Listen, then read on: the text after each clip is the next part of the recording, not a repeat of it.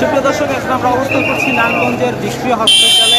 এই হসপিটালে একটু আগে আমরা দেখতে পেয়েছি প্রায় 20 থেকে 25 জনের অধিক রোগীকে এখানে আনা হয়েছে। সেই ঘটনাকে একটি বিস্ফোরণের ঘটনা ঘটেছে, সেটি হচ্ছে নারায়ণগঞ্জের খানপুর তল্লা জামে মসজিদে একটি বিস্ফোরণের ঘটনা ঘটেছে। বিস্ফোরণকে কেন্দ্র করে সেখানকার প্রায় উপস্থিত যে সকল মুসল্লি ছিল তাদের প্রায় 20-25 জন কিংবা তারও অধিক একটি সংখ্যা আনুমানিক বলা হচ্ছে, এটি বিভিন্ন সংখ্যা বলা হচ্ছে, কিন্তু আনুমানিকভাবে 20-25 জন বলা হচ্ছে। সেই রোগীদেরকে এখানে প্রাথমিক চিকিৎসা শেষে তাদেরকে আবার পাঠিয়ে দেওয়া হয়েছে, তাদের কাউকে এখানে রাখা হয়নি সেই পর্যন্ত আমরা জানতে পেরেছি। এই সকল রোগীকে মাধ্যমে অর্থাৎ প্রাথমিক চিকিৎসা দেওয়া হয়েছে। শুধুমাত্র রোগী যারা রয়েছে তাদেরকে ব্যথার ওষুধ এবং এই সমস্ত দিয়ে অর্থাৎ প্রাথমিক চিকিৎসা শেষে তাদেরকে ঢাকায় পাঠানো হয়েছে। এবং আরেকটি বিষয় এর সাথে আমি যুক্ত করছি, সেটি হচ্ছে মুসল্লিরা এশার নামাজের শেষে সুন্নত যখন পড়া শুরু করে ঠিক তখনই তাদের এই বিস্ফোরণের ঘটনা ঘটে। তা বিস্ফোরণের ঘটনাটি কীভাবে ঘটেছে তাই স্পষ্টভাবে কেউ বলতে না পারলেও আমরা জানতে পেরেছি মসজিদের পাশে যে একটি বৈদ্যুতিক ট্রান্সফরমার ছিল, সেই ট্রান্সফরমার বিস্ফোরণের পরে এই অগ্নিকাণ্ডের ঘটনা ঘটে। তবে আরেকটি মাধ্যম বলছে এর পাশে যে এসি ছিল অর্থাৎ এয়ার কন্ডিশন ছিল, সেই এয়ার কন্ডিশন বিস্ফোরণ হয়েছে। এখনও সুনির্দিষ্টভাবে কারণটি বলা সম্ভব হচ্ছে না। এই দুটি ঘটনাই এখন পর্যন্ত প্রাথমিকভাবে উঠে এসেছে। তবে আমরা এখানটাতে দেখতে পেয়েছি রাস্তার এবং স্বজনদের কাউকেই তেমনভাবে পাওয়া যায়নি, কারণ রুগীদের সাথে স্বজনদের সবাই ঢাকায় চলে গিয়েছে। একটি বিষয় আমরা এখানটিতে দেখতে পাচ্ছি, পুলিশ প্রশাসন যারা রয়েছে তারা তাদের সার্বক্ষণিক দায়িত্ব পালনের জন্য, অর্থাৎ যাতে করে এখানে জটলা সৃষ্টি না হয় এবং আরও যদি কোনো রুগী অসুস্থ কিংবা আহত থাকে তাদেরকে চিকিৎসা সেবা দেওয়ার জন্য এখানটিতে স্পেস ফাঁকা করা হচ্ছে, সেই বিষয়গুলো আমরা দেখতে পাচ্ছি।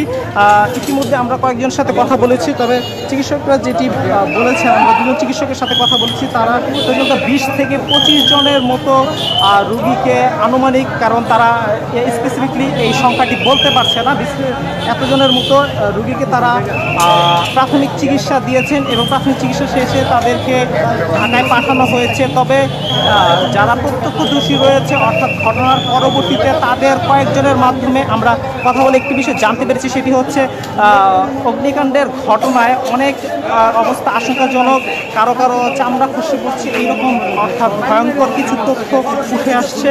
তো সেই সব ভয়ঙ্কর তথ্যের মধ্যে দিয়ে আমরা একটি বিষয় জানতে পেরেছি, এখান থেকে একটি ভয়াবহ অবস্থা তৈরি করছে।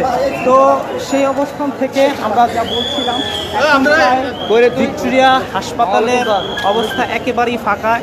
এই জায়গাটিতে এখন পর্যন্ত যারা রুগী অথবা রুগীর যে সমস্ত স্বজন রয়েছে অনেকেই এখান থেকে ভিড় করছে, জানার চেষ্টা করছে খোঁজখবর পেয়ে এখন পর্যন্ত রুগী এখানে আছে কিনা। তবে জায়গাগুলো একেবারেই ফাঁকা করেছে। তো এই হচ্ছে, আমরা আমাদের সাথে একজন পরিদর্শন কর্মকর্তা রয়েছে, তার কাছে জানতে চাইব আসলে তিনি এখানে উপস্থিত কী দেখতে পেয়েছেন এবং কী ঘটেছিল, যতটুকু জানা আমাদেরকে সকলে জানবেন।